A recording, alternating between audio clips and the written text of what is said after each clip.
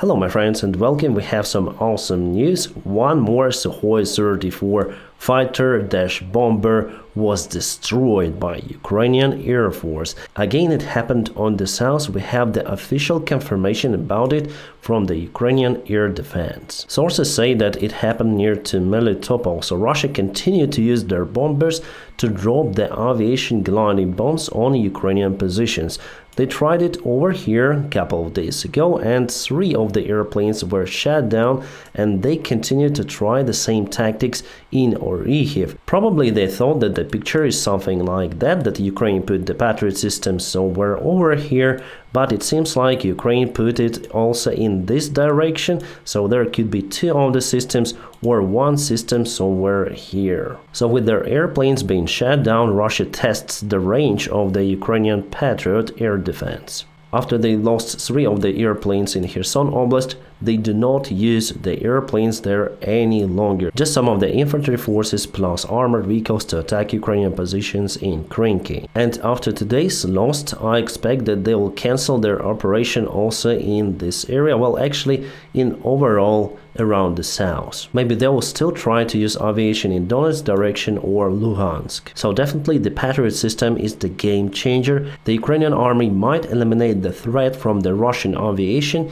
even though Russia has many more airplanes compared to Ukraine. For now, we're waiting for confirmation. Maybe Russia lost Sukhoi 30 airplane as well during today's evening attack. This one was attacking Odessa Oblast. So the Ukrainian air defense was used again, but without the reliable confirmation whether the target was shot down. Meanwhile, Russian groups say that Sukhoi 34 was shot down by an F-16, but Sukhoi 30 took revenge and destroyed 4 of the F-16s. Intelligence says 4. Black day for Western's Democrats. Yes, obviously 4 F-16s, then they say 3 F-16s were destroyed in Odessa. After that they say Patriot system was destroyed and 5 of the F-16s. Bravo to our general.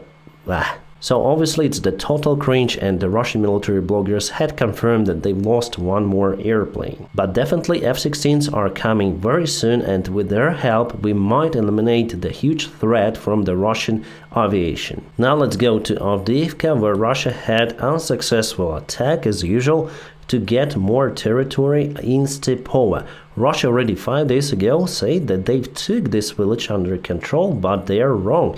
It is still under Ukrainian control. We might see what usually happens to the Russian forces if they assault towards the place, so completely demolishment. This is not far away from Stepova, this is the northern part of Avdiivka. And during today's attack, Russians abandoned their T-90M Proryev. Probably it was hit in a turret from Javelin or something. We may see the deformation of the grill and some of the fire in the turret. But maybe overall this tank is repairable, so Ukraine might evacuate it from the front lines for the repairs, and after that might use it in the army. Well, sometimes Russia even used their FPV drones or artillery to eliminate the damaged tanks that could go to Ukrainian army. This video shows the Russian attack attempt also near to Avdiivka. Ukraine used many of the FPV drones to target the Russian forces in this place. So FPV really plays a great role in this war. It's the modern day weaponry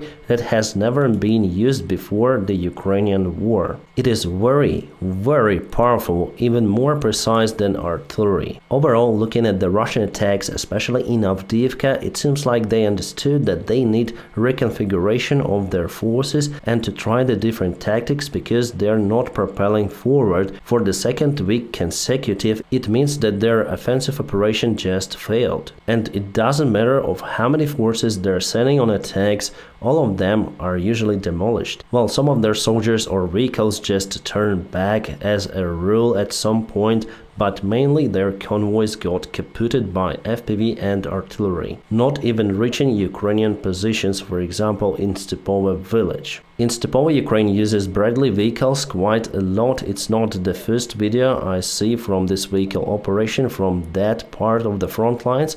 There were already around 4 videos recorded. Alright guys, few words about the continuation of the war. Some say about some sort of the peace deal with Russia, but the High Representative of the European Union, Joseph Borrell, said that there are no any signs from Russia that Putin is willing to stop or oppose this war. According to his words, Putin decided to go to this war till the end, till the goals of this some sort of the special military operation are reached. What those goals are, we are out of clue definitely. Putin said about demilitarization and denazification of Ukraine. It was just the excuse for him to start the war, but the reality is that they put some of the oblasts of Ukraine, some of the territories, big territories, into the Russian constitution, not even reaching the full control over them. For example, Kherson city, remember, it was Russian for several weeks, but later on was liberated. But according to the Russian constitution, the Kherson city still belongs to Russia, and they are okay with bombing that city. It means that Russia will not stop until they reach the control over all of the Kherson Oblast, Zaporizhia,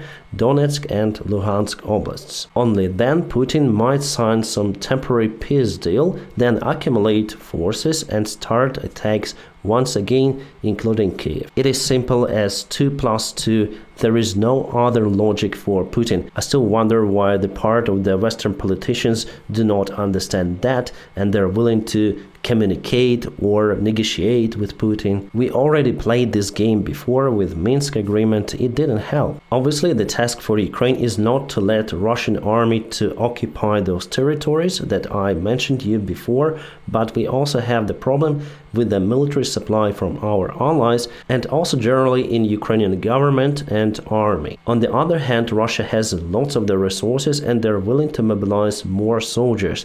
So little by little they will try to get more territories from Ukraine. With the current pace, obviously they are unable to occupy the vast Ukrainian territories, but they might take the initiative attacking Ukrainian army on the front lines during all of the next year, unfortunately. My friends are gonna record the big video about it, my forecast for 2024, the possibilities, probabilities, and what we should wait for. I think that I will record it more closer to the new year. The similar information that I'm telling you we got from the Institute for the Study of War. They say that all of the peace signals from Vladimir Putin are aimed to disturb the military support for Ukraine, to misguide the Western politicians that the peace is possible. Definitely it is possible if Russia would just take their forces from Ukraine. As easy as that, but Putin is not willing to do it. And if Russian officials sign some of the paper, it doesn't mean that it's legit forever. They usually lie and not follow their agreements, as it happened in Chechnya, for example. When Russia recognized the sovereignty of the republic, but later on with Putin they attacked Chechnya once again. But those political tricks from Putin might actually work. They are already working because the part of the Western politicians definitely think why they should support Ukraine. Guys, here's the map and you may see all of the gains and losses for Ukraine during the last year. So with red you may see losses and with blue color you may see gains. Even though 2023 is rich in events, but still there is no major change on the front lines if we speak in general compared to 2022. Then Russia gained all of those territories but lost also a lot. Should we expect the similar scenario during the next year? Well, we're gonna speak about it at the very end of this year. Alright, more about the F-16 units which Ukraine obtains very soon. As the sources from the Ukrainian Air Force say that they are modified with special tools which improves the fighter jet capabilities. Well, I think they put the new radars on those airplanes, maybe even better avionics. Other than that, I'm out of clue what modification would we have. Hopefully we're gonna see them soon in Ukrainian skies. Right guys, because of the rules, some of the videos I'm unable to show you on this platform.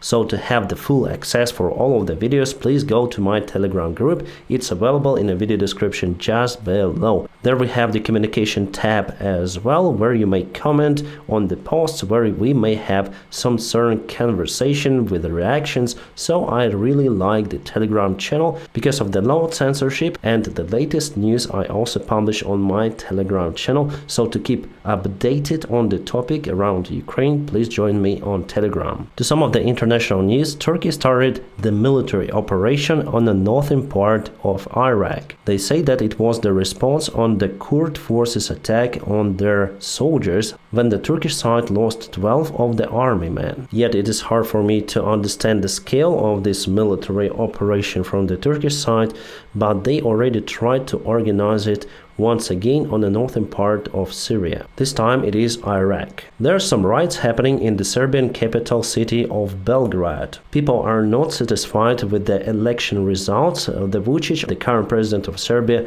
wins. But many of the people on the streets do not agree with that. Mostly they support the pro-European initiatives of Serbia. According to the latest information, government used the police forces to push out protesters from the government buildings. Let's go to the Gaza Strip update. Mayakovsk 73 gives us the map. It shows that Jarara city is totally encircled. It's in the middle, more to the south part of the Gaza Strip, and IDF is going to the south. The fighting is ongoing mostly in the urban environment, and little by little IDF gains the success over there. I expected this operation to be much less successful for Israel, but after all they gain more control over Gaza Strip day by day. So in a while they will take it fully under control, totally dismissing Hamas from the power. The Hamas forces simply wouldn't be able to hide forever in the tunnels. They would finally have to surrender to IDF. What happens after the Hamas is over? Probably it would be better, but still there could be some of the mistakes done as it was before, which actually led to Hamas force to take power in the Gaza Strip, and they basically put the anti-Israel doctrine in the usual life of the people of Palestine. So this should be cancelled forever. And it looks like Israel starts one more attack right near to the border with Egypt. The attack vector goes to Rafah city. Still, Egypt sealed its border for refugees from the Gaza Strip. I think it just called the local solidarity between them or something, but civilians definitely suffer in the Gaza Strip. So why are they not allowed to